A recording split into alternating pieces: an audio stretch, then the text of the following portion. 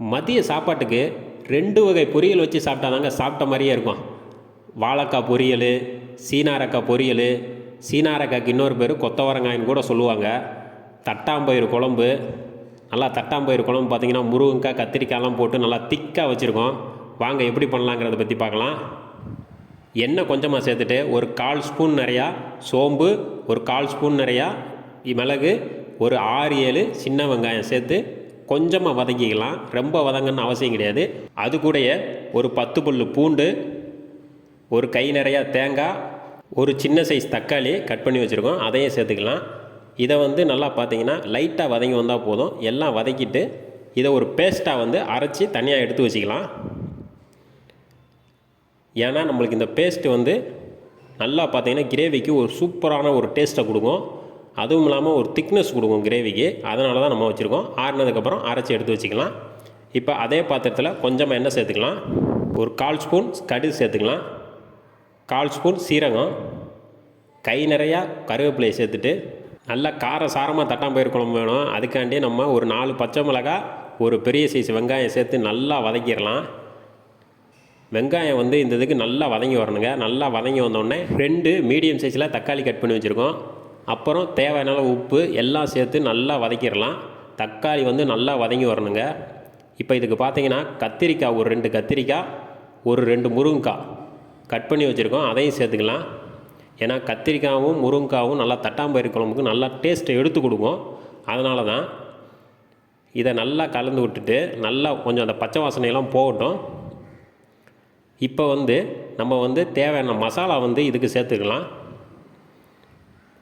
ஒரு 1/4 ஸ்பூன் மஞ்சள் பொடி, அப்புறம் பார்த்திங்கன்னா நம்ம வீட்டில் அரைச்சா மசால் பொடி பார்த்திங்கன்னா ஒரு 3 ஸ்பூன் சேர்க்குறோம். அதை சேர்த்துட்டு தண்ணி சேர்த்துட்டு நல்லா கொதித்து வரட்டும். இப்போ இந்த டயத்தில் நம்ம ஒரு நெல்லிக்காய் சைஸு புளியை கரைச்சி வச்சுருக்கோம், அதையும் சேர்த்துக்கலாம். இப்போ ஒரு 7 மணி நேரம் பார்த்திங்கன்னா நம்மளுக்கு தட்டாம்பயிறு நல்லா ஊறி வந்திருக்கு.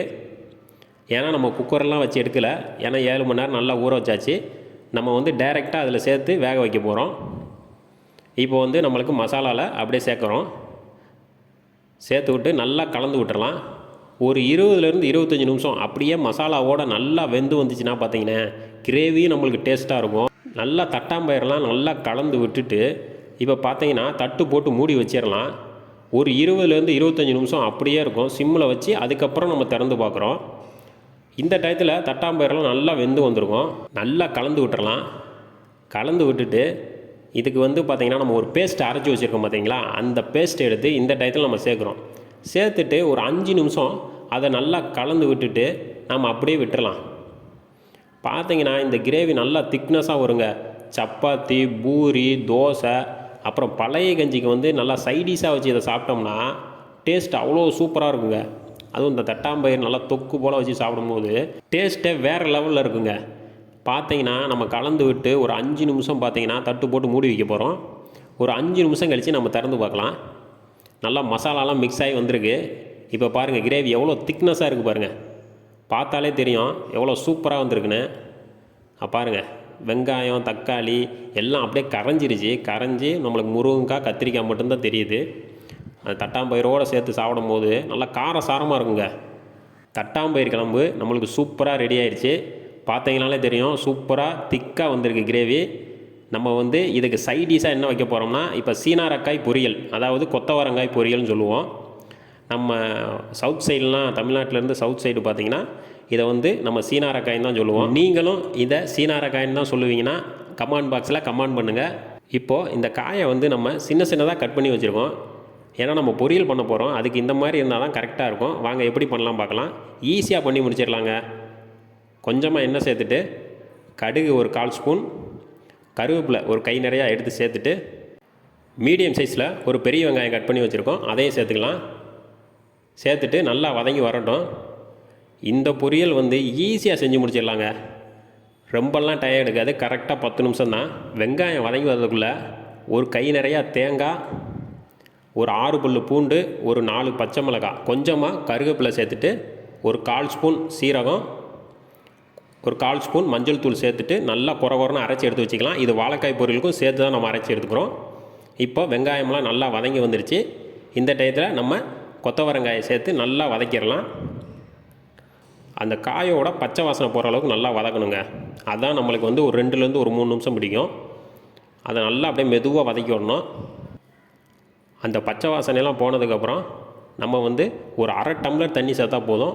ஏன்னா காய் வெந்து வந்துடும். நம்ம அதிகமாக தண்ணி சேர்த்துடக்கூடாது, காய் வந்து குழஞ்சிரும். அதுக்காண்டி தான் நம்ம 1/2 டம்ளர் தண்ணி மட்டும் சேர்க்குறோம். இப்போ தேவையான அளவு உப்பு சேர்த்துட்டு நல்லா கலந்து விட்டுருவோம். உப்பு பார்த்திங்கன்னா நம்ம கொஞ்சமாக சேர்த்தா போதும். ஏன்னா காய் வந்து பொரியல் பண்ணும்போது கொஞ்சமாக சேர்த்தா தான் கரெக்டாக இருக்கும், இல்லாட்டி உப்பு அதிகமாகிடும். அதனால் உப்பு கொஞ்சமாக சேர்த்துட்டு நம்ம தட்டு போட்டு மூடி ஒரு 5 நிமிஷம் அப்படியே வச்சுட்டு விட்டுறலாங்க. சிம்லேயே வச்சிடணும். நல்லா பார்த்தீங்கன்னா காயெல்லாம் நல்லா வெந்து வந்துடும். நம்ம அதுக்கப்புறம் திறந்து பார்க்கலாம். இப்போ வந்து உப்பு போட்டவுடனே நல்லா கலந்து விட்ருவோம். இந்த காய் வந்து பார்த்திங்கன்னா வெறும் வாயிலே சாப்பிட்றாங்க, அவ்வளோ டேஸ்ட்டாக இருக்கும். இப்போ பார்த்திங்கன்னா ஒரு 5 நிமிஷம் கழித்து திறந்து பார்க்குறோம். காயெல்லாம் பார்த்திங்கன்னா நல்லா வெந்து வந்திருக்கு. இப்போ இந்த டயத்தில் நம்ம தேங்காய் வந்து நல்லா குறன்னு அரைச்சி வச்சுருக்கோம். இப்போ அதை எடுத்து ஒரு கை நிறையா எடுத்து நம்ம சேர்த்துக்கலாம். அதிகமாக தேங்காயும் சேர்க்கக்கூடாது, கரெக்டான அளவு சேர்த்தா தான் நம்மளுக்கு வந்து நல்லா பொரியல் வந்து சூப்பராக டேஸ்ட்டாக வரும். நல்லா கலந்து விட்டாச்சு. இப்போ இந்த டயத்தில் நம்ம ஒரு கை நிறையா தேங்காய் எடுத்து சேர்த்துக்கலாம். அதுவும் இந்த சீனாரக்காய் பொரியலை சப்பாத்திக்கு வந்து சைடிஷாக வச்சு சாப்பிடும்போது அவ்வளோ டேஸ்ட்டாக இருக்குங்க. நல்லா காரசாரமாக வச்சு சாப்பிட்ணும். இதுக்கு காரம்னு பார்த்திங்கன்னா நம்ம போடுற பச்சை மிளகாய் தான். நம்மளுக்கு இந்த பொரியல் வந்து நல்லா காரசாரமாக வேணும்னு நினச்சிங்கன்னா பச்சை மிளகாவை இன்னும் அதிகமாக கூட சேர்த்துக்கலாம். இப்போ ஒரு 3 நிமிஷம் நல்லா கலந்து விடுவோங்க. இந்த மாதிரி நல்லா ஒரு 3 நிமிஷம் கலந்து விட்டு இறக்கணும்னா ஒரு சூப்பரான சீனாரக்காய் பொரியல் நம்மளுக்கு ரெடி ஆயிடுச்சு. பார்த்தீங்கன்னா தெரியும் எவ்வளோ சூப்பராக ரெடி ஆயிருக்குன்னு. அவ்வளோதாங்க, ஈஸியாக செஞ்சு முடிச்சாச்சு. இதுக்கு தேவையில்லாமல் எந்த மசாலாவும் சேர்க்கக்கூடாது. நம்ம சேர்க்குற மஞ்சப்புளி மட்டும்தான். நல்லா உதிரியாக இருக்குது பாருங்கள். அதான் நம்மளுக்கு வந்து காய் குலையாமல் வந்திருக்கு.